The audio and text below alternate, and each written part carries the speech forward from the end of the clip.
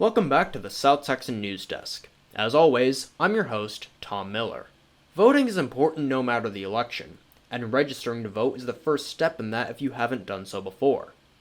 Every residence hall on campus will be holding voter registration events, starting with Mesquite Village West on September 22nd. Make sure to check with your hall for details on the specific dates and times. The past year has been characterized with the restriction and cancellation of a lot of public events. The Tamuk Campus Activity Board is finding new ways to get students involved this year. Their latest such event was COVID-compliant laser tag at the Rec Center on Thursday, September 17th, and was a great success. To that end, the Campus Activities Board has announced that they will be holding another event around October 22nd, so expect more details as we get closer to that date. We first look at world news on a world scale, where the leak of the FinCEN files has revealed the illegal flows of around $2 trillion through several international banks. Among the illegal transactions were JP Morgan allowing a company to move around $1 billion without actually knowing who the company belonged to.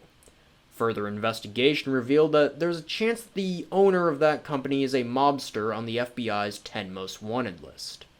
Meanwhile, the British Hong Kong and Shanghai Banking Corporation has been allowing fraudsters to continue moving millions of dollars throughout the world, even after U.S. investigators alerted the company to the existence of that Ponzi scheme. It really raises the question of where people's money is actually going when they invest in these banks, and how closely government agencies are actually monitoring cash flows.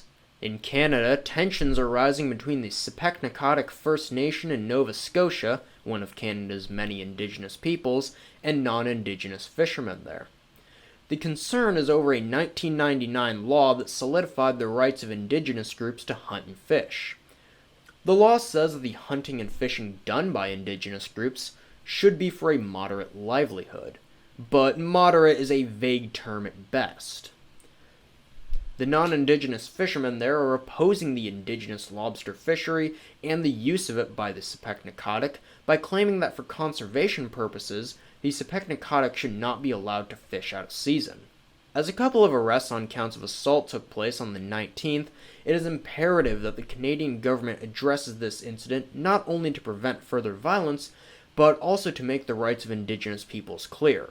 Canadian President Justin Trudeau built a significant part of his platform indicating that he wanted to bolster relations with the Indigenous peoples of Canada. So this kind of case is exactly what Trudeau will want to take action on resolving if he wants to be re-elected. Finally, Supreme Court Justice Ruth Bader Ginsburg passed away Friday, September 18th. At 87 years of age after a battle with pancreatic cancer. Ginsburg was a long-standing icon of the Supreme Court, having served on the court for 27 years. She was best known for her advocacy for women's rights and LGBTQ communities.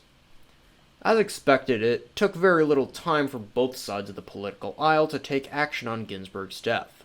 On the Democratic side, presidential candidate Joe Biden is calling for the election of a new justice to be delayed until after the November 3rd election.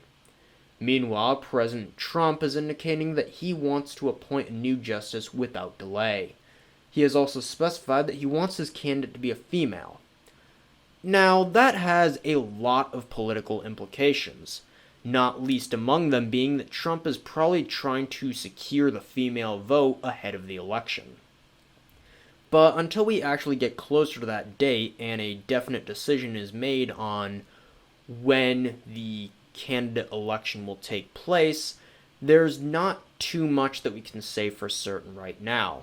That's all we have for you this week. For more information about the goings-on here at Tamuk, check out the South Texan written right here at Tamuk, or check us out online at thesouth texan.com and follow us on Facebook, Instagram, and Twitter.